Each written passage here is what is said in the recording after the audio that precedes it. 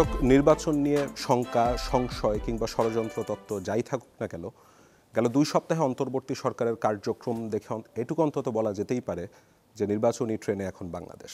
তবে এত কথার পরেও কথা রয়ে যায় এবং তারপরেও সংশয় সন্দেহ রয়েই যায়। ঘটনার পিছনের যে ঘটনাগুলো রয়েছে সেগুলো বিশ্লেষণের দাবি রাখে। সেই বিশ্লেষণের চেষ্টা আজকে আমরা করতে চাই। ZSRM প্রেজেন্টস মিট দ্য পিপলে আপনাদের সবাইকে স্বাগত জানাচ্ছি। আমি জান্নাতুন নাইম। আজকে আমার সাথে অতিথি হিসাবে রয়েছেন বুলবুল হাসান, সাংবাদিক ও লেখক, এবং রয়েছেন সৈয়দা সাইমা আহমেদ, রাজনীতিক ও লন্ডন বরো অফ রেড ব্রিজের ক্যাবিনেট মেম্বার এবং জননীতি বিশ্লেষক। এবং দর্শক, এরই সাথে আমাদের সাথে রয়েছেন বিভিন্ন প্রতিষ্ঠানের শিক্ষার্থীরা। তারা আজকে আমাদের অতিথিদেরকে প্রশ্ন করবেন। বুলবুল হাসান এবং সৈয়দা সাইমা আহমেদ, আপনাদের দুজনকে স্বাগত এবং অসংখ্য ধন্যবাদ যে আজকে আমাদেরকে সময় দিচ্ছেন, কারণ আপনারা দেশে এসেছেন অল্প কিছু দিনের জন্য। এর মধ্যে যে টাইম বের করতে পারলেন, আমি কৃতজ্ঞ আপনাদের কাছে। এবং আপনারাও যারা আজকে আমাদের এখানে উপস্থিত রয়েছেন, আপনাদের সবাইকে স্বাগত জানাচ্ছি। বুলবুল হাসান, আপনাকে দিয়ে আলোচনাটা শুরু করতে যাচ্ছিলাম। মানে নির্বাচন নিয়ে তো বেশ একটা সংশয় শঙ্কা ছিল। মনে হলো লন্ডনে তারেক রহমানের সাথে ডক্টর ইউনূসের বৈঠকের পর থেকে সেই সংশয়গুলো কিছুটা কমতে শুরু করে, এবং কুয়ালালামপুরেও প্রধান উপদেষ্টা পরিষ্কারভাবে বললেন যে ফেব্রুয়ারির শুরুতেই নির্বাচন হবে। সেই অনুযায়ী চিঠিও দেওয়া হয়েছে নির্বাচন কমিশনকে। তবে এরপর যেটি দেখলাম যে অনেকে বলছেন যে এই নির্বাচনটি ইতিহাসের কঠিনতম নির্বাচন হতে যাচ্ছে, এমন ধারণা রয়েছে। বিএনপির ভারপ্রাপ্ত চেয়ারম্যান তারেক রহমানও তাই বলছেন। তার কারণ আমরা এর মধ্যে আরও কিছু ঘটনা দেখছিলাম, যে যেমন জামাতের পিআর নিয়ে আন্দোলনের ঘোষণা এসেছে। আমি 1-2 দিন আগেই একটি দল এনসিপি, তাদের একজন নেতাকে বলতে শুনলাম, তিনি সমুদ্র ভ্রমণ শেষে এসেই বললেন যে ঘোষণা দিচ্ছি ফেব্রুয়ারিতে নির্বাচন হবে না, কারণ নতুন সংস্কার বা নতুন সংবিধান কিছুই আমরা পাইনি। তো এর মধ্যে আবার দেখলাম যে বিআইজিডির একটি জরিপ হয়েছে, যেখানে তারা বলছে যে দেশের এখনো 48.5% মানুষ কাকে ভোট দিবেন তাই ঠিক করেননি। তো আগামী নির্বাচনের ডাইনামিক্সটা আসলে কি হতে যাচ্ছে, এই সম্পর্কে আপনার মূল্যায়নটা কি? ধন্যবাদ নাইম। আপনার প্রশ্নের দুটো আঙ্গিক রয়েছে বা আসপেক্ট রয়েছে, আমি একটি একটি করে অ্যাড্রেস করতে চাই। একটা হচ্ছে যে আপনি তারেক রহমানের সঙ্গে ডক্টর ইউনূসের যে লন্ডনের বৈঠক সেটি সম্পর্কে বলেছেন। ডক্টর ইউনূস যখন লন্ডনে গিয়েছেন, ওনার অনুষ্ঠানগুলোতে বেশ কয়েকটিতে আমার যাওয়ার সুযোগ হয়েছে, ওনাকে প্রশ্ন করেছি আমি। এবং মোটামুটিভাবে আমার যেটা পর্যবেক্ষণ, যে ওই যে বৈঠকটি নির্বাচনের ঘোষণা দেওয়া বা একটা টাইম ফ্রেম বেঁধে দেওয়া, এই সব কিছুই খুবই ইতিবাচক ছিল। কিন্তু যেটা আপনাকে বুঝতে হবে বা আমাদের সবাইকে বুঝতে হবে, সেটা হচ্ছে যে বাংলাদেশ এখন স্মরণকালের সবচেয়ে কমপ্লেক্স একটা ডায়নামিক্সের ভেতরে রয়েছে। কাজে আপনি নির্বাচনের ঘোষণা দিচ্ছেন এবং একটা নির্দিষ্ট সময়ে নির্বাচন হবে, এটা আমাদের আশাবাদ। কিন্তু সেই পথটা যে খুব সহজ, সেটা আমার কাছে মনে হয় না। কেন মনে হয় না? প্রথম কথা হচ্ছে যে একটা সুষ্ঠু নির্বাচন করবার জন্যে যে ধরনের প্রস্তুতি প্রয়োজন, সেই প্রস্তুতি কি হয়েছে? আমার তো মনে হয় না। মানে একটা সুষ্ঠু গ্রহণযোগ্য নির্বাচন করবার জন্যে যে প্রশাসনিক কাঠামোটি ভেঙে গিয়েছিল গত রেজিমে, সেটিকে রিভাইভ করার জন্যে 1 বছর যে সময়, সেই সময়টিকে খুব যথাযথভাবে কাজে লাগানো হয়েছে বলে আমি অন্তত ব্যক্তিগতভাবে মনে করি না। এটা হচ্ছে এক। 2 নম্বর হচ্ছে যে এনসিপি নতুন একটি দল হলেও এই দলের সঙ্গে যারা যুক্ত রয়েছেন, তারা তো আন্দোলনের একেবারে বলবো যে সম্মুখ সারিতে ছিলেন। তো কাজেই তারা যখন বলবেন যে এই রিফর্মগুলো হয়নি, এগুলো জনগণের চাওয়া ছিল, জনগণের যে এই গণ অভ্যুত্থানের যে অ্যাসপিরেশন, সেটাকে ধারণ না করে আমি একটা নির্বাচন দিয়ে দিলাম আর রাষ্ট্রটা সংস্কার হয়ে গেল, বা রাষ্ট্রের যে পরিবর্তনগুলো, যে ধনাত্মক পরিবর্তন মানুষ চেয়েছিল সেটি হয়ে গেল, সেটি তো নয়। কাজেই এই এরিয়াগুলোকে যদি প্রপারলি অ্যাড্রেস না করা হয়, সেই ক্ষেত্রে নির্বাচনে তারা যাবে না এবং নির্বাচনটি হবে না। এরকম একটি শক্ত অবস্থানে তারা যদি চলে যায়, আপনি কি মনে করেন যে অন্য যে দলগুলো রাজনীতি করছে, রাজনীতির মাঠে রয়েছে, আমি বিএনপির বিষয়টি মাথায় রেখেই বলছি, একটি বড় রাজনৈতিক দল, তারা যতই বলুক না কেন, বিষয়টা কিন্তু একটা সাংঘর্ষিক অবস্থায় চলে যাচ্ছে। যদিও আমি ব্যক্তিগতভাবে স্পিরিটের জায়গা থেকে মনে করি, নীতিগতভাবে, যে গণতান্ত্রিক পথ চলা নির্বাচনটা খুবই জরুরি এবং নির্বাচনটা হওয়া উচিত। কিন্তু এই বাস্তবতাকে অস্বীকার করা যাবে না যে এই যে জটিল একটা রাজনৈতিক সংকট তৈরি হয়েছে গত 1 বছর ধরে, এবং সেটি থেকে উত্তরণের যে যাত্রা, এটি তো আসলে কনক্লুসিভ জায়গায়, বা আমরা যে স্বপ্নগুলো আকাঙ্ক্ষা নিয়ে আন্দোলনটি করেছিলাম, সেটির কাছাকাছি পৌঁছেছে সংস্কার, বিচার এবং নির্বাচনের প্রস্তুতি। 3টি তো মূল জায়গা, যেটিকে বলা হচ্ছে অন্তর্বর্তী সরকারের পক্ষ থেকে। তো আমার মনে হয় না যে আমরা সেটির কাছাকাছি পৌঁছতে পেরেছি। ভাই, ধরেন সংস্কারের যে ইস্যুটা, বিএনপি বলছে যে আমরা ক্ষমতায় যে সেই সংস্কারগুলির কার্যক্রম চলমান রাখবে, এবং সংস্কার তো আসলে একটা চলমান প্রক্রিয়া। সংস্কারের যে বিশাল দাবি, আপনার কাছে কি আদৌ মনে হয় যে এটা মানে ফেব্রুয়ারি কেন, ইনফ্যাক্ট আগামী বছরের ডিসেম্বরে যেও শেষ করা সম্ভব হবে? মানে আমরা কি অনন্তকাল তাহলে নির্বাচনের জন্য অপেক্ষা করব? আপনি তো বছরের হিসাব বলছেন, আমি দশক হিসাবে চিন্তা করছি। আমরা যেটি চাই, যেভাবে রাষ্ট্রটিকে দেখতে চাই, সেই সংস্কার বা সেই পরিবর্তনগুলো, এটি যেহেতু চলমান একটি প্রক্রিয়া, এটি দশকের পর দশক ধরে আমাদেরকে নির্মাণ করতে হবে। আপনি দেখেন যে আমরা প্রপোর্শনেট রিপ্রেজেন্টেশন চাই কি না, বা এই যে আসন বন্টনের বা এই যে ভোটের হিসাবের যে কথা, পিআর সিস্টেমের কথা বলা হচ্ছে, আমরা 53 বছরে বা 54 বছরে এই সিদ্ধান্তেই আসতে পারিনি বা এই কনক্লুশনে আসতে পারিনি যে আমাদের গণতন্ত্রের জন্য কোনটা সুখকর। কাজেই এক বছরের মধ্যে আমরা যা কিছু চাইছি সেগুলোকে অ্যাড্রেস করে একটা ঐক্যমত, কোট আনকোট ঐক্যমত, এটাই তো স্বপ্ন যে সবাই মিলে একটা ইতিবাচক সিদ্ধান্ত নেব, সেটি তো হচ্ছে না। বুলবুল ভাই যেটা বলছিলেন যে পিআর পদ্ধতির কথাটা চলে আসলো, মানে বাংলাদেশ তো ওয়েস্টমিনস্টার ডেমোক্রেসিটাই ফলো করে, মানে অনেকটা ইউকের মতনই। তো ইউকেতেও তো পিআর নেই, মানে পিআর থাকলে আসলে বাংলাদেশ পিআর নেওয়ার জন্য কতটা প্রস্তুত বলে মনে হয়? এক, দ্বিতীয়ত হচ্ছে যে আমার কাছে মনে হচ্ছে যে বাংলাদেশের রাজনীতিতে লন্ডনের প্রভাবটা খুব গুরুত্বপূর্ণ। কেন বলছি সেটাও পরিষ্কার করি। তারেক রহমান লন্ডনে থাকেন, বাংলাদেশের এখন কোট আনকোট সবচেয়ে বড় দলের তিনি ভারপ্রাপ্ত চেয়ারম্যান। তার সাথে বৈঠকে দিক নির্দেশনা আসে কিভাবে নির্বাচন হবে। শেখ হাসিনার আত্মীয়, তিনি লন্ডনে থাকেন, তিনি ওখানের এমপি টিউলিপ সিদ্দিকের কথা বলছে, এবং তার দুর্নীতি মামলা নিয়ে বাংলাদেশে তোলপাড় হয়, তিনি আবার বলছেন যে আমি তো কিছুই জানছি না। তো লন্ডনের প্রভাবটা আমার কাছে গুরুত্বপূর্ণ বলে মনে হচ্ছে, এবং সেই সাথে মানে আসলে বাংলাদেশের রাজনীতিতে বহির্বিশ্বের প্রভাবটাই বা কতটা গুরুত্বপূর্ণ। কারণ আমরা দেখলাম যে মার্কিন রাষ্ট্রদূতের সাথেও রাজনৈতিক দলগুলো একের পর এক বৈঠক করছে। প্রথমে পিআর পদ্ধতি বাংলাদেশের জন্য এবং বহির্বিশ্বের প্রভাবটা। ধন্যবাদ নাইম।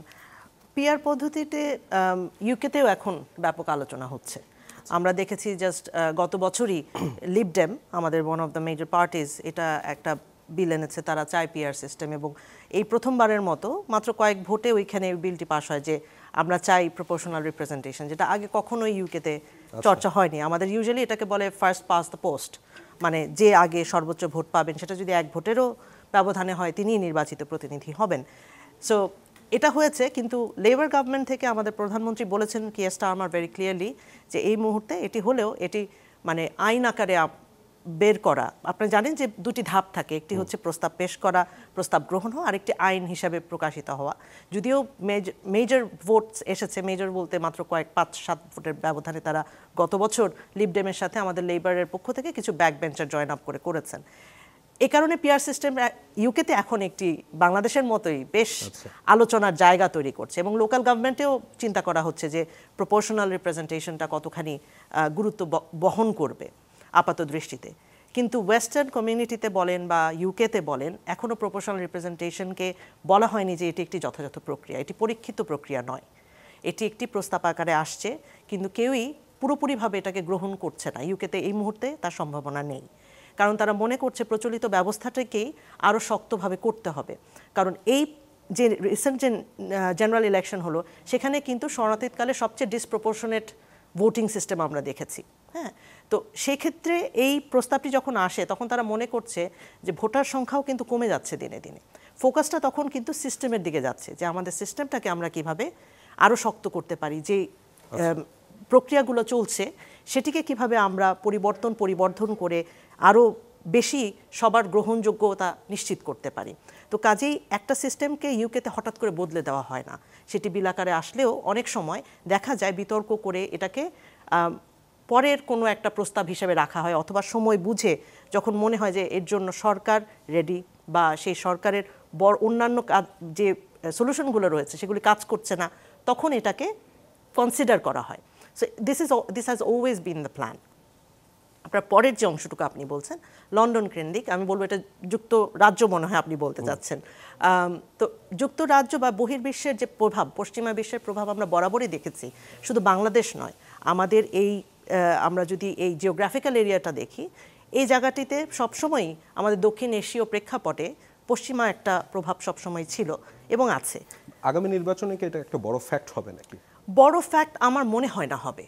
আমার যেটা মনে হয়, আপনি দেখছেন যে এখন যদি আমরা ফরেন এইডের কথা চিন্তা করি, আওয়ামী লীগের কথা বলছিলেন, হ্যাঁ, তো এর আগে যখন বিএনপি নির্বাচন করছিল না, তখন কিন্তু বহির্বিশ্বের একটা চাপ ছিল। তো আওয়ামী লীগ ইস্যুতে বহির্বিশ্বের সেই চাপটা থাকবে নাকি, বা আপনাদের গভর্নমেন্ট থেকে সেই চাপ দেয়া হবে নাকি? আমাদের দিক থেকে সবসময়ই আশা থাকে যে কোনো জায়গায়, কারণ আপনি জানেন যে যুক্তরাজ্যে ডেমোক্রেটিক সিস্টেমটাকে অনেক বেশি গুরুত্ব দেওয়া হয় এবং সেটার স্বচ্ছতা, সেটার নিরপেক্ষতা, এটি যাতে গ্রহণযোগ্য হয় এবং জনগণের যে ইচ্ছা অনিচ্ছার প্রকাশটা যথাযথভাবে প্রতিফলিত হয়, এটার জন্য তারা সবসময় সব দেশেই তাদের প্রতিনিধি পাঠান এবং এনশোর করেন যদি তাদের সাহায্য চাওয়া হয় তারা ওটা যথাযথভাবে খুব সিরিয়াসলি নেন।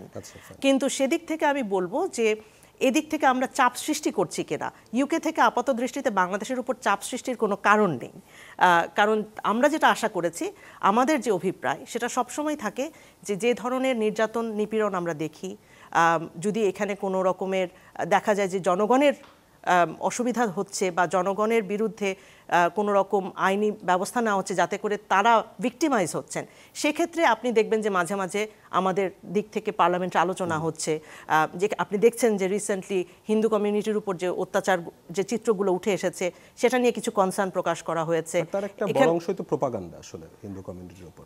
এটা এখন you know what is framing, how we are doing, what is receiving and what is being sent, এটার তো বিভিন্ন বিষয় আছে।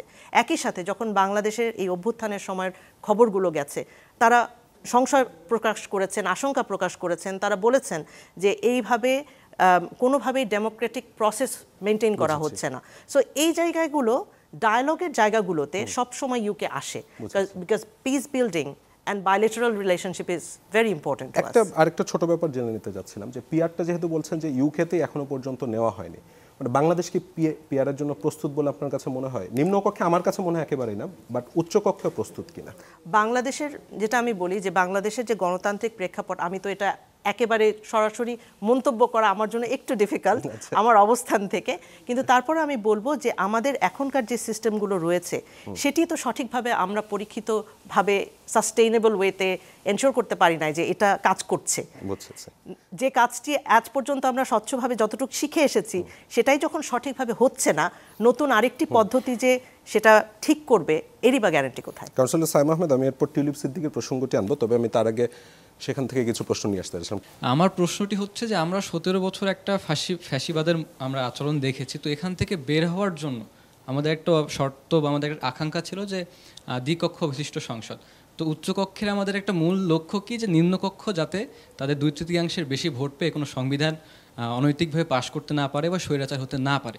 তো সেক্ষেত্রে আমরা যদি উচ্চকক্ষে পিআর না রাখি, তাহলে নিম্নকক্ষ আর উচ্চকক্ষ রাখা তো আসলে আলাদা করে কোনো যৌক্তিকতা দিচ্ছে না। আমাদের 100 জন অতিরিক্ত জাস্ট ভিআইপি তৈরি হচ্ছে, রাষ্ট্রের অপচয় হচ্ছে। আরেকটি প্রশ্ন নিয়ে আসবো আমি, ওখান থেকে ওনাকে একটু।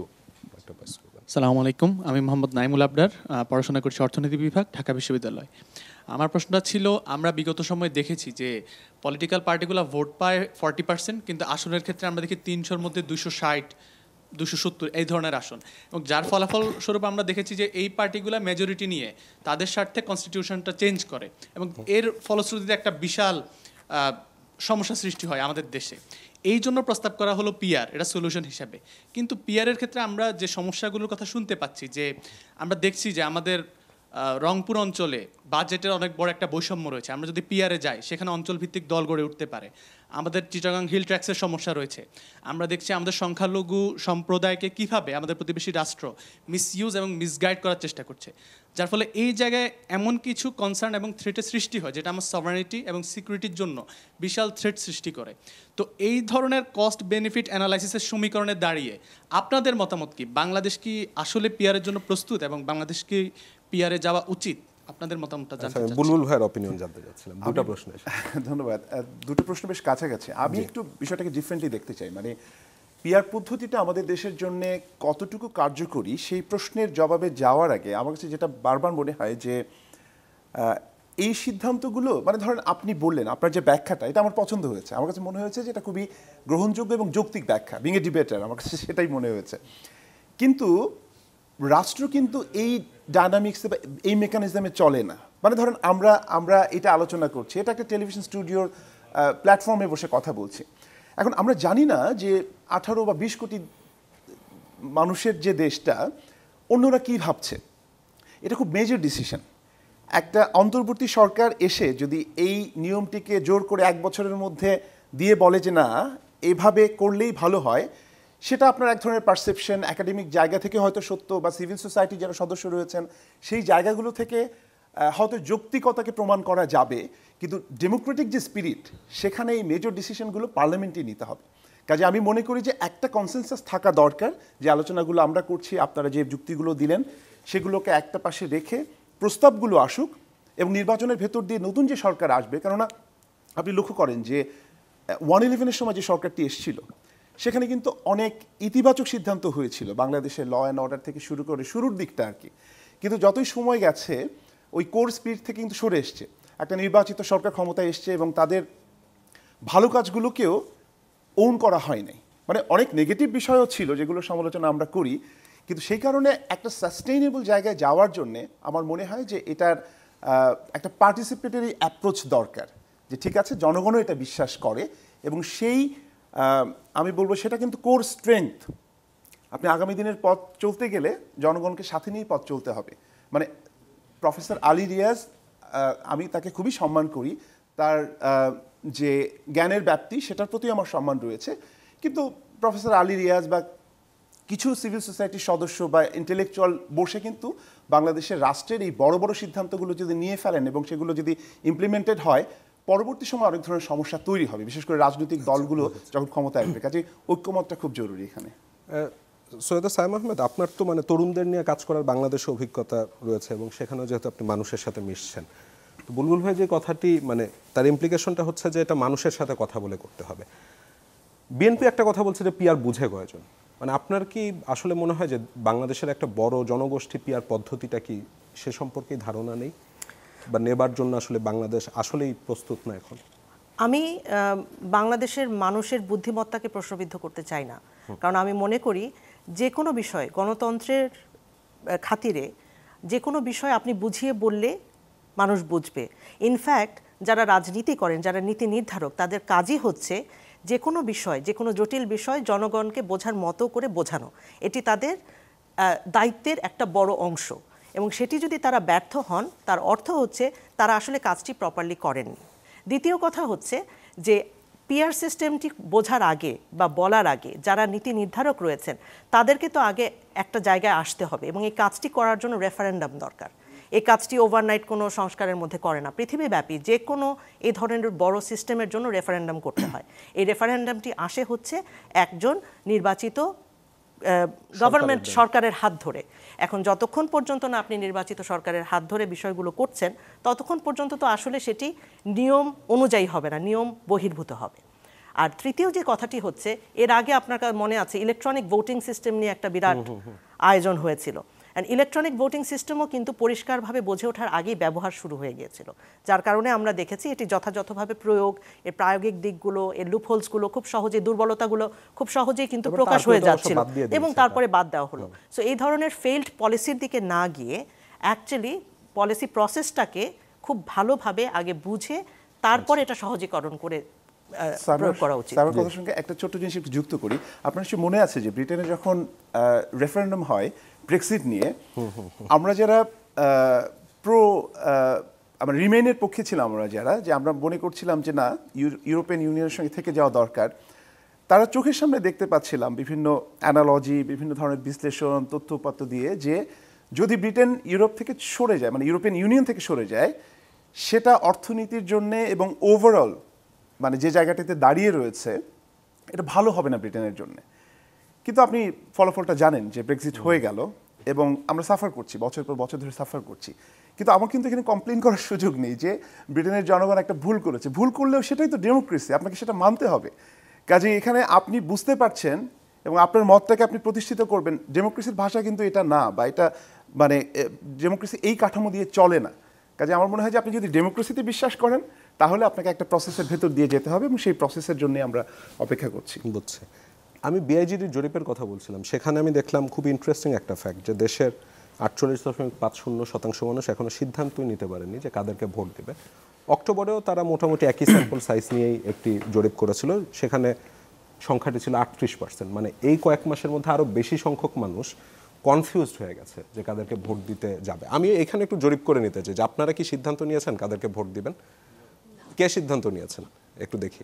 একজন তা বোঝাই যাচ্ছে যে মানে তরুণ প্রজন্ম মনে হচ্ছে যে একটু পাঁচজনে একজন। কনফিউজ। জরিপের একটা রিফ্লেকশন, ছোটখাটো মিনিয়েচার রিফ্লেকশন এখানেও আছে। দর্শক, জেটা স্যার প্রেজেন্টস মিড দ্য পিপলের সময় হলো একটা ছোট্ট বিরতির, ফিরছে একটু পর, সাথেই থাকবেন।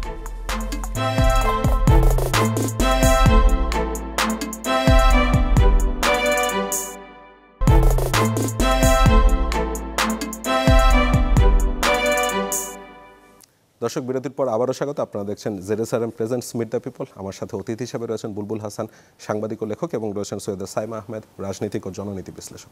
বিরতির পর আবার আপনাদের দুজনকে স্বাগত। বুলবুল ভাই, বিরতির আগে আপনি বলছিলেন যে কোনো সেন্সরশিপ আছে নাকি আমাদের?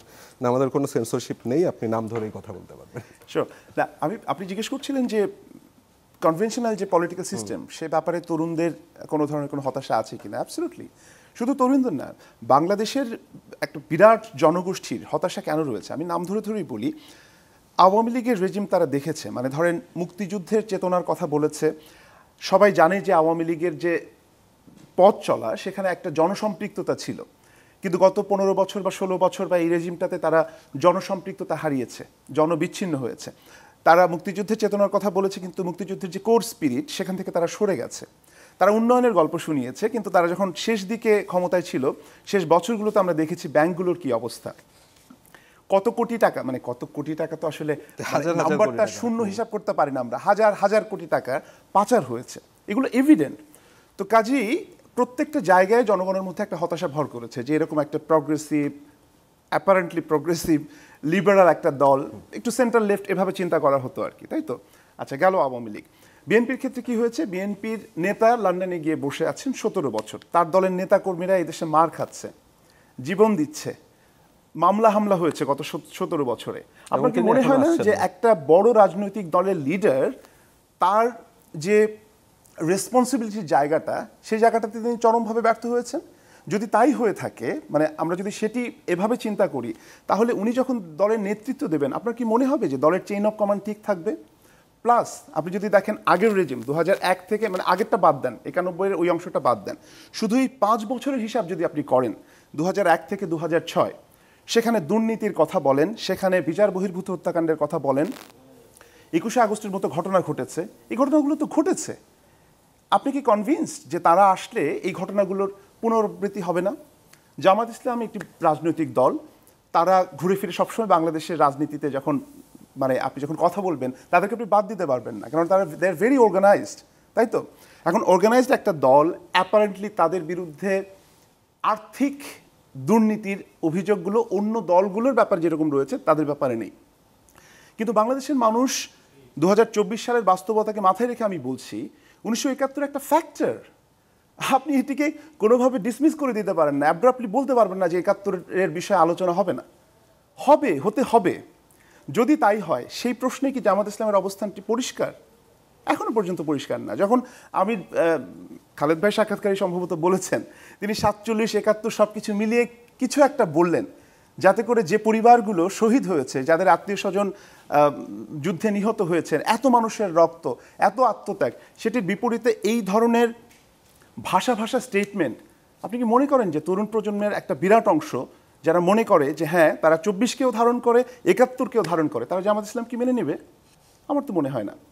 বাদ থাকলো এনসিপি, একটা নতুন রাজনৈতিক দল, তাদের ব্যাপারে অনেকেই সহানুভূতিশীল, কিন্তু প্রকৃত অর্থে আপনি রাজনীতি করতে হলে না, মনটাকে একটু ব্রড করতে হয়, একটু বড় করতে হয়। এত বড় একটা অভ্যুত্থানের ভেতর দিয়ে রয়েছে, তাদের প্রাপ্য যে কৃতিত্ব, প্রাপ্য যে প্রশংসা, সেটি স্বীকার করে নিয়ে, তাদের ওই কন্ট্রিবিউশনটাকে স্বীকার করে আমি বলবো যে এত রিয়াকশনিস্ট আচরণ, প্রতিপক্ষকে আওয়ামী লীগের স্টাইলে ডিসমিস করে দেওয়া, বাতিল করে দেওয়া, এই বিষয়গুলো কিন্তু গণতান্ত্রিক সংস্কৃতির জন্য সুখকর না। এটি থেকে কিভাবে আমরা বেরিয়ে আসবো আমি জানি না। আমি তো দীর্ঘদিন ধরে তরুণদেরকে নিয়ে কাজ করেছি, ডিবেট নিয়ে।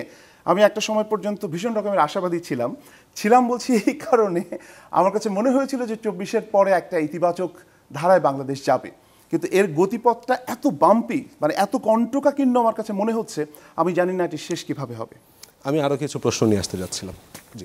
24-এর একটা গণঅভ্যুত্থান আমরা দেখলাম এবং 24-এর গণঅভ্যুত্থানের পরে একটা নতুন বাংলাদেশের স্বপ্ন এবং নতুন বাংলাদেশের স্বপ্নে বিভাজনটাই বেশি। সো এই বিভাজনের জায়গা থেকে রাজনৈতিক সংস্কৃতির যে ঐক্যমতের ব্যাপারটা আমরা বলছি, সেই ঐক্যমতের জায়গাটাতে আমরা এখন পর্যন্ত সহবাসস্থানের কোনো ভূমিকা দেখতে পাইনি। সেই জায়গা থেকে আমাদের কি সামনের যে নির্বাচন আসছে, সামনে যে পরবর্তী নির্বাচন এবং পরবর্তী যে সংস্কারের কথা আসছে, সেখানে কি ইতিবাচক কোনো পরিবর্তন আসবে নাকি সেখানে কোনো সংকট তৈরি হবে? অর্থাৎ নির্বাচনী সংকট নাকি উন্নয়নের সংকট, কোনটা তৈরি হবে? এবং এর সাথে সাথে আমরা নির্বাচন কমিশনের যেই দাবি নির্বাচন কমিশনের যে বিধানগুলো দেখছি আমরা, যে নতুন নতুন বিধানগুলো, সেগুলোতে কতটুকু সংস্কার হয়েছে? এখানে আমি যদি একটা উদাহরণ দেখি, যে সাংবাদিকদের যে গোপনীয় যে নীতিমালাগুলো ছিল নির্বাচন কমিশন থেকে যেগুলো হয়েছে, সেগুলো অনেকে অভিযোগ তুলতেছেন। বিবিসির একটা নিউজে বলতেছে যে সাংবাদিকরা সেটাকে এভাবে প্রকাশ করছেন যে ওনারা আগের সরকারের যে নির্বাচনের সময় যে ব্যাপারটা, ওই ধরনের একটা ব্যাপারই দেখছেন। তো আপনাদের কি মনে হয় যে এই জায়গা থেকে নির্বাচন কমিশনের আপনি কি আরপিওর কথা বলছেন, যেটা সংশোধিত চূড়ান্ত আরপিও, ওইটার কথাই তো? আচ্ছা ফাইন, আরেকটা প্রশ্ন নিয়ে আসবো। আচ্ছা আপনি করুন। আসসালামু আলাইকুম, আমি হচ্ছে Salma Subha Anika, International University of Business and Agricultural Technology থেকে বলছি। আমি বুলবুল স্যারের ভাষ্য মতো একটা প্রশ্ন বুলবুল স্যারকে করতে চাই। স্যার, আপনি যে বলেছেন আমাদের সব কিছু আসলে জনগণের জন্য, এখন এই যে পিআর পদ্ধতিটা নিয়ে আমরা চিন্তা ভাবনা করছি, এটার অবশ্যই কিছু ম্যারিটসও আছে, এটার অবশ্যই কিছু ডিম্যারিটস আছে। এখন আসলে কি বাংলাদেশের মানুষ প্রস্তুত? এখন বাংলাদেশের মানুষ প্রস্তুত কথাটা বলতে গেলেও বাংলাদেশে বিভিন্ন ধরনের মানুষ বসবাস করে এবং আমরা আমাদের দেশের অনেক ধরনের সমস্যা আছে। তো আমি যদি বলি রুরাল এরিয়ার যেই মানুষগুলো, তারা কি আসলে এই পিআর পদ্ধতিটার জন্য আসলে কি তারা নিজেদেরকে কি এখনো প্রিপেয়ার করতে পারবে? আমরা এবার বেশ কিছু পরিবর্তন দেখলাম, যেমন সেনাবাহিনীর সশস্ত্র বাহিনীর হাতে একটা ক্ষমতা দেওয়া হলো, আইন শৃঙ্খলা রক্ষাকারী বাহিনীর মতনই তাদেরকে দেওয়া হচ্ছে, যেটা আবার রাজনৈতিক দলগুলো সমর্থন জানিয়েছে। আবার কিছু কিছু ইস্যুতে, যেমন টাকা পয়সা বা চাঁদা যে দেওয়া হয় রাজনৈতিক দলগুলোকে, সেটি ব্যাংকের মাধ্যমে লেনদেন হবে, তা নিয়ে দেখলাম বড় পার্টিগুলি বিরোধিতা করছে। এর কিছুই আরপিও যতগুলি এসেছে সংশোধিত, কেমন মনে হয়েছে আপনার কাছে? দেখা হয়েছে নাকি? আমি আসলে সরাসরিভাবে এই বিষয়ে কমেন্ট করার জায়গায় নেই, তবে আমি যেটা বলতে পারি যে কোনো সংস্কার বা যে কোনো প্রস্তাব আমরা যেভাবে করি আমাদের দিক থেকে আসে, সেটি একটি যথাযথ প্রক্রিয়ার মাধ্যমে আসে এবং সেটি আইন প্রয়োগকারী সংস্থাগুলো মাধ্যমেই নিশ্চিত করা হয় যে সে প্রায়োগিক দিকগুলো কিভাবে হবে, কোন দিক থেকে হবে। বিরোধিতা অনেকেই করতে পারেন, কিন্তু আমি আবারও ফিরে যাব সেই জায়গায় যে এই কাজগুলো কিন্তু সরকারের কাজ। আচ্ছা, এটা আমাকে প্রথমেই প্রশ্ন করতে হবে যে এটা কি লং টার্ম প্ল্যান, এটা কি দীর্ঘমেয়াদী কোনো পরিকল্পনার অংশ? যদি তাই না হয়ে থাকে, তাহলে এই স্বল্পমেয়াদী পরিকল্পনা নিয়ে আদতে কি এটা আমাদের বড় কোনো পরিবর্তনের সুযোগ সৃষ্টি করবে কিনা? সামনের নির্বাচনের জন্য করতে যাচ্ছে, যেহেতু দাবি ছিল। এই নির্বাচনকালীন সময়ে আমরা আমাদের দিক থেকে যেটা করতে হয়, আমরা যে কোনো কাজের লেনদেন আমাদেরকে স্পষ্টত ডিক্লেয়ার করতে হয়। আচ্ছা, বুঝেছি। ইউকে সিস্টেমে এটা আমাকে সবসময় করতে হয়, পার্টির ক্ষেত্রেও সেই স্বচ্ছতাটা থাকতে হয়। তো কাজে আমার দিক থেকে তো এটি খুবই পজিটিভ দিক, কারণ আমি মনে করি যে কোনো পার্টির লেনদেন পরিষ্কারভাবে সামনে আসা উচিত। কারণ আমাদের যেটা হয় যে আমরা 50 পাউন্ডের উপরে কোনো কিছু যদি খরচ করি, সেটি আমাদেরকে দেখাতে হয়, ডিক্লেয়ার করতে হয়। যেমন দলে যেসব অনুদান দেওয়া হচ্ছে বা চাঁদা দেওয়া হচ্ছে, সেটারও হিসাব থাকে, একদম পরিষ্কার হিসাব প্রকাশ করতে হয়। এবং বছর শেষে এটা যতক্ষণ পর্যন্ত আমরা পরিষ্কারভাবে না দিব, ততক্ষণ পর্যন্ত আমাদেরকে গ্রিন সিগন্যাল দেওয়া হয় না।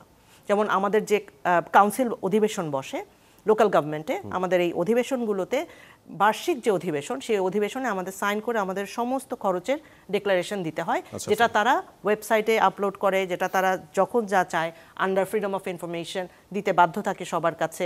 আরও ডিটেল কেউ যদি জানতে চায় সেটা দিতে বাধ্য থাকে। এবং এই সিস্টেম যতক্ষণ পর্যন্ত না গ্রিন হচ্ছে, অর্থাৎ আমরা সাইন করে এটা না দিচ্ছি, ততক্ষণ পর্যন্ত আমরা নির্বাচনে দাঁড়াতে পারি না। যেহেতু ওই ট্রান্সপারেন্সির কোশ্চেন আসলো, তো বাংলাদেশে দুর্নীতির মামলায় অভিযুক্ত হচ্ছেন আপনাদের সেখানকার এমপি টিউলিপ সিদ্দিকী, এবং আমি তাকে একবার বলতে শুনলাম যে তিনি বাংলাদেশের নাগরিক, আবার বলতে শুনলাম তিনি বাংলাদেশের নাগরিক না, দুদক বলছে যে না, তিনি আসলে বাংলাদেশের নাগরিক। যাই হোক, সেসব বিষয় বাদ রেখেই যদি আমি আপনার কাছে জানতে চাই যে বাংলাদেশে একটি দুর্নীতির অভিযোগে তার বিরুদ্ধে যখন বিচার হচ্ছে, সাক্ষ্য গ্রহণ চলছে, এটি তার দলে অবস্থান কোন জায়গায় নিয়ে যাচ্ছে এবং ব্রিটিশ পার্লামেন্টে কি বিষয়টি নিয়ে আলোচনা হয় কিনা? ব্রিটিশ পার্লামেন্ট আসলে অনেক বড় বড় বিষয় নিয়ে জনগণের নীতি নির্ধারণ, প্রণয়ন, আইন প্রয়োগ এগুলো নিয়ে অনেক ব্যস্ত থাকে। পার্টিতে আলোচিত সেক্ষেত্রে বিষয় পার্টিতে যে বিষয়টি আছে, একটা বিচারাধীন বিষয় নিয়ে আমরা কখনো কথা বলি না। এটা আমাদের কোড অফ কন্ডাক্টের এগেনস্টে যায়। যেহেতু এই বিষয়টি মামলাধীন এবং বিচারাধীন, সেই বিষয় নিয়ে আমি আসলে প্রকাশ্যে বা আমরা কেউই কথা বলতে পারি না। এটা আমাদের এগেনস্ট আওয়ার হুইপ। আচ্ছা, হ্যাঁ। দ্বিতীয় যে বিষয় সেটি হচ্ছে, আপনারা দেখেছেন ethical leadership is very big question in UK.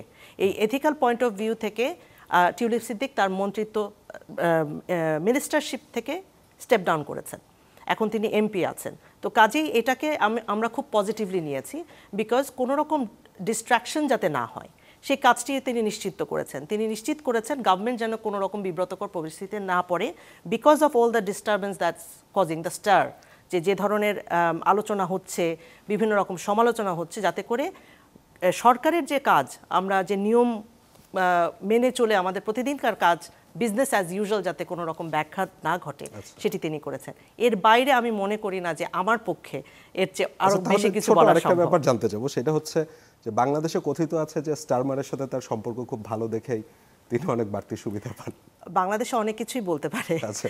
Keir Starmer সাথে তার দলের প্রতিটি মানুষের খুব ভালো সম্পর্ক। কিয়ার স্টারমারের সাথে আমার যখন দেখা হয়, তিনি আমার সাথে অত্যন্ত পজিটিভলি বলেন, কারণ আমাদের নেতার সাথে সুসম্পর্ক রক্ষা করা এবং নেতার সাথে আমাদের সরাসরি যোগাযোগটা আমরা খুব ট্রান্সপারেন্টলি মেনটেন করি। এখানে কোনো ডিফারেন্সেস বা ডিসপ্রপোর্শনালিটি নেই।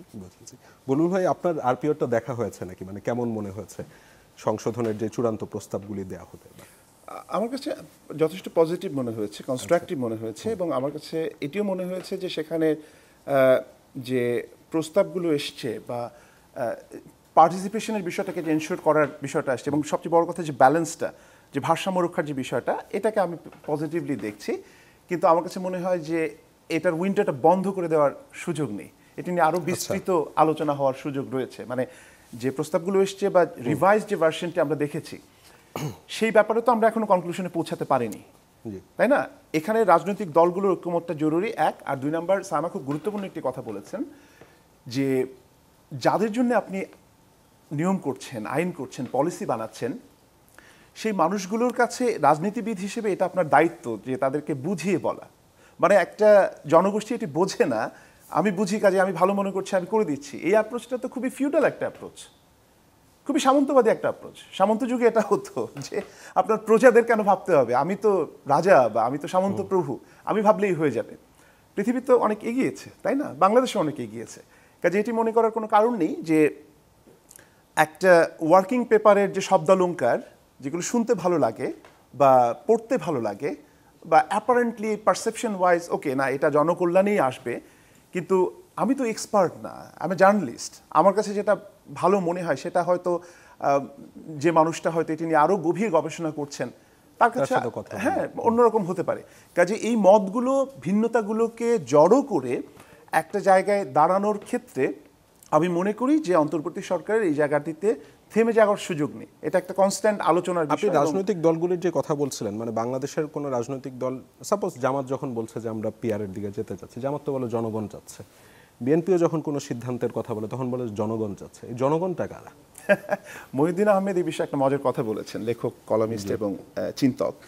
তিনি বলেছেন যে পিআর সিস্টেম নিয়ে যে আলোচনাগুলো হচ্ছে সেটা আসলে মূলত রাজনৈতিক দলগুলো তাদের নিজেদের স্বার্থ, নিজেদের যে রাজনৈতিক উদ্দেশ্য সেটিকে চরিতার্থ করার জন্য নিজেদের মতো করে ইন্টারপ্রেট করছে, নিজেদের মতো করে প্রস্তাবগুলো করছে। এবং আমি এটির সঙ্গে খুব বেশি দ্বিমত পোষণ করি না, কারণ এই যে প্রপোর্শনাল রিপ্রেজেন্টেশন, ভাই আপনি পার্লামেন্টারি সিস্টেমের যে এক্সিস্টিং ফরম্যাটটা রয়েছে, যে কাঠামোটা রয়েছে, আপনি যদি সত্যিকার অর্থে প্রো পিপল হয়ে থাকেন, আপনি যদি জনগণের পক্ষের হয়ে থাকেন, রাজনীতি করে থাকেন, তাহলে আপনার এই চিন্তাগুলো তো করারই দরকার নাই। আপনি দেখেন যে গত 54 বছরে বা 53 বছরে পার্লামেন্ট কি ফাংশনিং? না।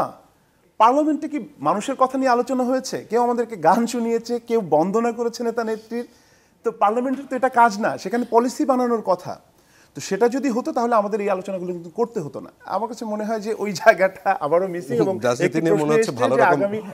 আগামী নির্বাচনে এই যে যে সংকটগুলো রয়েছে সংকট থেকে উত্তরণ সম্ভব কিনা আমি এখনো পর্যন্ত আশাবাদী হতে পারছি না। আচ্ছা, আপনাদের মধ্যে রাজনীতি নিয়ে হতাশ কে কে? সবাই না, 6 জনই? আচ্ছা, আমি আরো 1-2টা প্রশ্ন নিয়ে আসতে চাই। আপনি। আসসালামু আলাইকুম, আমি মোহাম্মদ আশিকুর রহমান রাফি, শিক্ষার্থী, ঢাকা বিশ্ববিদ্যালয়। আমার প্রশ্নটা আসলে আগামী নির্বাচনের মানে একটা শঙ্কা নিয়ে। তরুণ প্রজন্মের একটা বড় অংশের দেখবেন এটা হচ্ছে প্রথম নির্বাচন। তো আমাদের দেশে অন্তর্বর্তীকালীন সরকার যে বিগত 1 বছর ধরে ক্ষমতায় আছে তারা দৃশ্যমান কোনো ধরনের হচ্ছে সংস্কারগুলো করতে পারে নাই। ইভেন এই টাইমটাতে আপনি দেখবেন যে হচ্ছে প্রশাসনের প্রতিটা সেক্টর এবং রাজনৈতিক দলগুলোর অসহযোগিতার কারণে সব কিন্তু ফেল করছে। দেশের সব কিছুর অবস্থা এতটা অবনতিতে থাকার পরেও যদি ফেব্রুয়ারিতে নির্বাচনটা হয়, সেই নির্বাচনটা আসলে কতটুকু স্বচ্ছ নিরপেক্ষ হবে বলে আপনারা মনে করেন? আর কোন প্রশ্ন? জি। আসসালামু আলাইকুম, আমি মোহাম্মদ নুর আলম সিদ্দিকী সাইমন, শিক্ষার্থী, ঢাকা ইউনিভার্সিটি। তো আমার কোশ্চেনটা হচ্ছে যে আমরা যে পূর্বের রেজিমটা দেখেছি সেক্ষেত্রে আমাদের যে কথা বলার অধিকার সেটা কিন্তু আমরা পাইনি। আমরা আলোচনা যে বিষয়টা সেটা কিন্তু পাই নাই। কিন্তু এই রেজিমের ক্ষেত্রে আমরা কিন্তু চাইলেই আমাদের সরকারের বিরুদ্ধে বা আমরা যদি সমালোচনা চাই করতে পারি, আমাদের সেই অধিকারটা আছে। আমরা চাইলেই কিন্তু নিজেদের জায়গা থেকে ভালো একটা কাজ করতে পারি। সেক্ষেত্রে আমাদের কোনো দল মত লাগে না, আমরা নিজেদের উদ্যোগে করতে পারি। সেক্ষেত্রে নতুন যে দলটা তারা আমাদের এক্সপেকটেশনের ফুলফিল করতে পারেনি, কিন্তু আমাদের যে পুরাতন দলগুলো সেইগুলো কিন্তু পরিচালিত হচ্ছে পারিবারিক কেন্দ্রিক বা পুরাতন যে ধারা সেই অনুযায়ী, তারা কিন্তু নতুনত্ব দেখাতে পারেনি। সেক্ষেত্রে আমরা চাইবো তাদের যে অবস্থানটা তারা ক্লিয়ার করুক। তারা মানে লন্ডনমুখী, আপনি বুলবুল ভাই যেমন বললো বা আপু যেমন বললো যে আমাদের মানে রাজনীতিতে লন্ডনের তেমন প্রভাব নাই, কিন্তু আমরা দেখছি লন্ডন থেকে একটা বার্তা আসছে, সেই বার্তা অনুযায়ী দেশ পরিচালিত হচ্ছে। আমরা যেমন আগে দেখতাম যে ইন্ডিয়া থেকে একটা বার্তা আসতো, ওই বার্তা অনুযায়ী স্বৈরাচার হাসিনা কাজ করতো, আর লন্ডন থেকে এখন বার্তা আসে, ওই বার্তা অনুযায়ী আমরা কাজ করি। আমাদের নতুন যে দলগুলো আসছে তারা কিন্তু হচ্ছে নতুনত্ব আনার চেষ্টা করছে। আর পিআর পদ্ধতি এটাও একটা নতুন সিস্টেম আমাদের দেশের ক্ষেত্রে, কারণ আমাদের দেশে কখনো পিআর পদ্ধতি পরিচালিত হয়নি।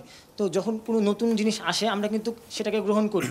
সেটার যদি আমরা দেখি যে সেটা ইমপ্লিমেন্টেশনটা ঠিকভাবে হচ্ছে না, সেক্ষেত্রে আমরা সেটা পরবর্তী যে নির্বাচন সেক্ষেত্রে আমরা পুরাতন যে সিস্টেম সেটাতে ব্যাক করতে পারি। কিন্তু নতুনত্ব যদি আমরা গ্রহণ করি, আমার প্রশ্নটা হচ্ছে পিআর পদ্ধতি আমার কাছে মনে হয় যৌক্তিক, এবং আমার কাছে মনে হয় যে পিআর পদ্ধতি আসলে যারা নতুনত্ব গ্রহণ করতে চায় তাদের জন্য যৌক্তিক, তারা হচ্ছে এটাকে মানে পজিটিভলি নিচ্ছে। বুঝেছি।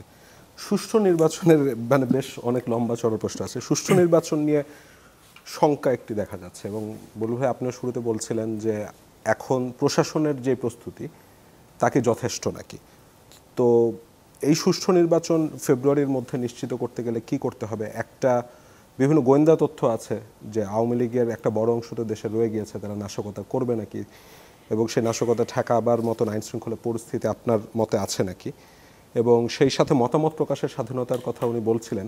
আবার আমি বিআইজিডির জরিপেই দেখলাম যে দেশের 80% মানুষ মব নিয়ে ভয় পায়। তার মানে দুটো বোধহয় কোনো এক জায়গায় যে কন্ট্রাডিক্ট করে যায়। তো সব নিয়ে আপনার মতামত।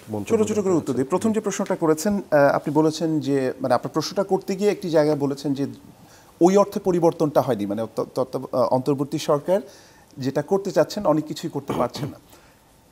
I completely agree with you. মানে আমার কাছে যেটা সবচেয়ে বড় সমস্যা মনে হয় যে ক্লিয়ারলি ডক্টর ইউনূস এবং তার উপদেষ্টা পরিষদ যখন দায়িত্ব নিয়েছেন তাদের একটা বলবো যে একটা কাঠামো সেট করা দরকার ছিল যে আমি এই সময় পর্যন্ত এই কাজগুলো করতে চাই। কেন এটা বলছি আপনি দেখেন যে মানুষ কিন্তু জানে না, মানে আপনি আমিও জানি না যে আসলে কোন জায়গা পর্যন্ত পৌঁছলে সংস্কারটা হবে, মানে আপনি স্যাটিসফাইড হবেন, আপনি কতটুকু করতে চাচ্ছেন, একটা টাইম ফ্রেম দরকার। আপনি অর্থনীতি তো ভঙ্গুর অর্থনীতি, মানে অর্থনীতির অবস্থা তো 12টা বাজিয়ে দিয়ে গেছে আওয়ামী লীগ সরকার, এটা তো আমরা জানি। তো আপনি কি 1 বছরের মধ্যে সেটা ঠিক করতে পারবেন, ফিক্স করতে? সেটা সম্ভব না, এটা তো একটা দীর্ঘ প্রক্রিয়া।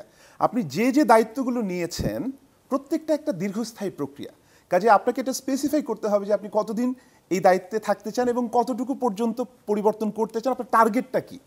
এটা যেহেতু হয় নাই, মানুষ মনে করছে যে ইউনূস সাহেব তো সব কিছুকে বদলে দেবে, এরকমই তো একটি ধারণা ছিল, একটা পারসেপশন ছিল। কই, উনি তো এটি পারছেন না, ওটি পারছেন না। তো এতে ক্ষতি তো ওনার হয়েছে, তাই না? উনি এনজিও করা মানুষ, এত বড় মাপের মানুষ, আন্তর্জাতিক ব্যক্তিত্ব, এই ভুলটা উনি কেন করলেন আমি আসলে জানি না। এটা এটা এটা আমার প্রথম প্রশ্ন। আপনার কি মনে হয় যে তার উপদেষ্টা পরিষদ বেশ দুর্বল? আমার সঙ্গে আমরা মাঝে মাঝে এই আলোচনাটা করি যে সিভিল সোসাইটির কাজ কিন্তু রাষ্ট্র পরিচালনা করা না, সিভিল সোসাইটি রাষ্ট্র যারা পরিচালনা করবেন তাদের ভুল ত্রুটি ধরিয়ে দেবেন এবং তাদেরকে ট্র্যাকে রাখবেন।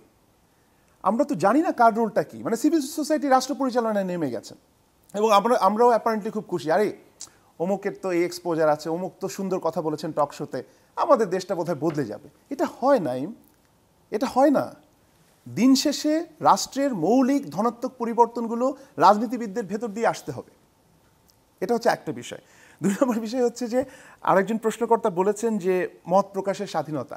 আপনি আমাকে বলেন তো ভাই যে 15ই আগস্ট তো আর 2-3 দিন পরে, 15ই আগস্টে গিয়ে 32 নম্বরের সামনে দাঁড়িয়ে আপনি বলতে পারবেন যে এই বাড়িটি যে ভাঙা হয়েছে এটি ঠিক হয়নি? ধরেন আপনি এটা বিশ্বাস করেন না, যিনি বিশ্বাস করেন যে এই কাজটি করাটা ঠিক হয় নাই, এটা অন্যায় হয়েছে, সেই মানুষটি ওখানে গিয়ে বলতে পারবে? পারবে না তো। মত প্রকাশের স্বাধীনতা আছে কি নেই এটা হচ্ছে আপেক্ষিক। কাজে আপনি এই কনক্লুশনে পৌঁছানোর সুযোগ নেই যে আগে মত প্রকাশের স্বাধীনতা ছিল না, এখন আছে। মানে এখন সরকারকে গালাগালি করা যায়, তাই না? মানে না, সেটা তো আগেও যেত। আসিফ নজরুল নিজে উপদেষ্টা পরিষদে আছেন, উনি কি বলেন নাই আওয়ামী লীগের সময় তিনি কথা বলেন নাই? বলেছেন, আপনি পুরনো রেকর্ডগুলো দেখেন, অনেকেই বলেছেন। আমি সেই তর্কে যেতে চাই না, কিন্তু আমি বলবো যে অ্যাটলিস্ট মত প্রকাশের কারণে বাড়ি থেকে তুলে নেওয়া, মানে ওই যে কম্পারিজনটা যদি আপনি করেন, ওই অতটা খারাপ অবস্থায় যায়নি এখনো পর্যন্ত, কিন্তু মত প্রকাশের স্বাধীনতা আছে, আপনি নির্ভয় কথা বলতে পারবেন, এটা জোর দিয়ে বলা যায় না। আরেকটি বিষয় সেটি হচ্ছে যে আমরা একটা বিষয় ভুলে যাই যে আমাদের যাবতীয় প্রত্যাশা যারা রাষ্ট্র পরিচালনায় থাকেন তাদের কাছে, যে ডক্টর ইউনূস এসছেন সব সমস্যার সমাধান করে দেবেন, শেখ হাসিনা ছিলেন, উনি কেন এই সমস্যার সমাধান করে দিয়ে গেলেন না, বা ভবিষ্যতে যিনি আসবেন তিনি সব সমস্যা, এটা এভাবে হয় না। কিন্তু আমাদের দুজনেরই শিক্ষক অধ্যাপক সিরাজুল ইসলাম চৌধুরী, ইংরেজি বিভাগের অধ্যাপক, পাবলিক ইন্টেলেকচুয়াল, তিনি একটি কথা প্রায়শই বলেন যে সমাজ কিন্তু রাষ্ট্র থেকে অনেক বড়, মানে তার যে ওয়াইডার ইম্প্যাক্ট এটা আমরা চিন্তা করি না। আপনাকে কিছু কিছু পরিবর্তন সমাজের দৃষ্টিভঙ্গি বদলাতে হবে, মানে সমাজের ভেতর দিয়ে করতে হবে, আমাদেরকে বদলাতে হবে। হ্যাঁ, আমরা আশা করি যে আমাদের অন্য কেউ হয়, মানে যে আমরা একটা নাটক পড়েছিলাম না স্যামুয়েল ব্যাকেটের, ওয়েটিং ফর গডো, মানে গডোর প্রতীক্ষায় থাকে দুজন, হ্যাঁ সব কিছু এসে গডো বদলে দিয়ে যাবে। এই রাষ্ট্র এইভাবে হয় না তো, মানে you have to be specific যে আমি এই জিনিসটা চাই আমার শাসক গোষ্ঠীর কাছ থেকে বা আমাদের নেতাদের কাছ থেকে, কিন্তু সেটি পাওয়ার জন্য আমারও যে রোলটা সেটাও যে যথাযথভাবে পালন করতে হবে। রোল প্লে করার সুযোগ কি মানুষকে দেয়া হয় না, কিন্তু আমরা তো করার ব্যাপারে আগ্রহ হারিয়ে ফেলছি। সেটাও হয়তো রাজনীতিবিদদের, এটাও তো দরকার, যে কারণে তারাও হতাশ। আমরা না এটা কিন্তু তরুণরা দেখিয়েছে। জুলাইয়ের গণ অভ্যুত্থান অনেকগুলো বার্তা দিয়ে গেছে, পরিবর্তনের আকাঙ্ক্ষা রেখেছে, তারপর দেখলো রাজনৈতিক দলগুলোর এই অবস্থা। যেমন এনসিপি নিয়ে তো অনেক আশা ছিল, সেই আবর্তে তো আমরা ঘুরপাক খাচ্ছি। কিন্তু আমার মনে হয় যে তরুণদের হাত দিয়েই পরিবর্তনটা আসবে, এই আশাবাদ থেকে সরে আসার সুযোগ নেই। আপনার যখন আপনি আশা থেকে, মানে আপনি যখন একেবারে নৈরাশ্য নিয়ে দাঁড়িয়ে যাবেন, এটা কিন্তু এক ধরনের জড়তা, আপনি দেখবেন যে আপনি আর এগোতে পারবেন না। বলতে নিশ্চয়ই এনসিপি বোঝাচ্ছেন না? না, আমি তরুণ জনগোষ্ঠীকে বলছি। একটা কথা বলে শেষ করি না, সেটা হচ্ছে যে কোন একটি প্রশ্নের সঙ্গে আসছে, বা আপনি হয়তো বলছিলেন যে নাশকতার আশঙ্কা 15ই আগস্টকে কেন্দ্র করে। দেখেন, নাশকতার যে বিষয়টা সেটা রাজনৈতিক অঙ্গনে বিভিন্ন সময় ছিল, কিন্তু নাশকতা নিয়ে রাজনীতিটা কিন্তু ভয়ঙ্কর। আমার কাছে এটা সবচেয়ে ভয় লাগে যে যা কিছুই হয়েছে আওয়ামী লীগের 16 বছরে, সব কিছুর জন্য বিএনপি জামাত দায়ী। এমনকি ছাত্রলীগের অনেকেই অনেক কিছু করে অন্য দলকে বা অন্য মতকে, মানে সেখানে ভিকটিম করার এই যে প্লট তৈরি করাটা, এটা আমরা আগে দেখেছি, এখনও দেখছি। সব কিছুর জন্য আওয়ামী লীগ দায়ী, এটা তো হয় না। আপনি আপনার নিজের রেসপন্সিবিলিটি দেখেন না, আপনি যথাযথভাবে পালন করতে পারছেন কিনা, সেটাও আমার মনে হয় যে একটু বিবেচনায় রাখা দরকার। সৈয়দ সাইম আহমেদ, আপনার কাছে একটা স্পেসিফিক ব্যাপার জানতে চাচ্ছিলাম, মানে বাংলাদেশের রাজনীতি আর আপনি যখন ইউকেতে রাজনীতি করছেন, এই দুইটার মধ্যে বেসিক পার্থক্যটা কোথায় দেখেন? মানে মৌলিক যেই পার্থক্যটা, যেটা মনে হয় যে দুই দেশের গণতন্ত্রকে আলাদা করে দিচ্ছে, আপনার অভিজ্ঞতা কি বলে? প্রথমত যেটা হচ্ছে যে অনেক কথাই বুলবুল বলেছে, কয়েকটা দিক থেকে গণতন্ত্রের কথাটি আসে। কারণ আমাদের রাজনীতি আসলে অনেক বেশি ব্যক্তিকেন্দ্রিক। বাংলাদেশে আমরা দেখব যে যখনই আমরা কথা বলি, আমরা ব্যক্তির নাম দিয়ে রাজনৈতিক মতাদর্শ, রাজনৈতিক তাদের যে দলগুলোকে বোঝাই। কিন্তু ব্রিটেনে আমরা কাজ করি দল হিসেবে অথবা সরকার হিসেবে। যখন নির্বাচিত একবার আমরা হয়ে যাই, তখন আমরা সবার।